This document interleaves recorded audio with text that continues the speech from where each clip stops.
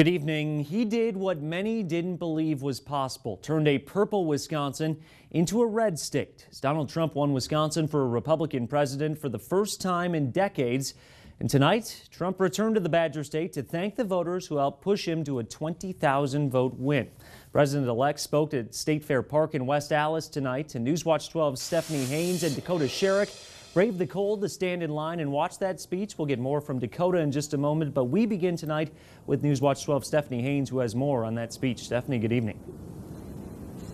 Good evening, Lane. Yes, Trump certainly couldn't say thank you enough to his Wisconsin voters. And he recalled the night that he won the state in the Electoral College and admitted he didn't know that he could do it himself, especially since a few weeks ago we didn't know if he had the support of Wisconsin Republicans. But now we know. Take a look.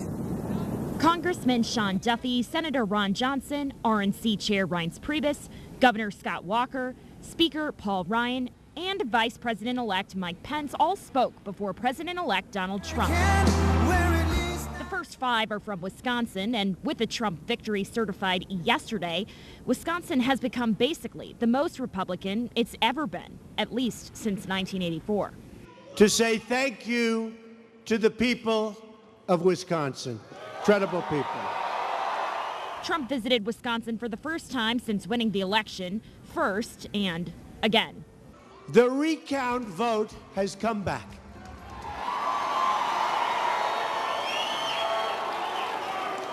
You know, I called it a scam, but I won't say that because we want to be nice, okay? But for most of the year, he admitted he didn't know or believe he would win the state, and many others. He recalled that in the last month of his campaign, he delivered at least 3 rallies a day, a phenomenon his thank you tour wants to recreate.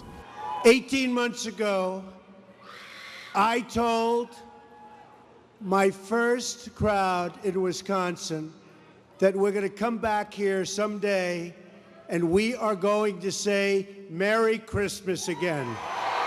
Merry Christmas. But most of his speech wasn't about looking back as much as it was forward, saying how great his cabinet was going to be after officially announcing his Secretary of State on Tuesday, among a few others. And of course, there I'm talking about ExxonMobil CEO Rex Tillerson. And of course, Trump also selected former governor of Texas Rick Perry for Energy Secretary. Anyway, we stood in line for a long time outside in the very cold. And Dakota, how did the people who were standing in line for that long a time do it? It took a lot of layers, Stephanie.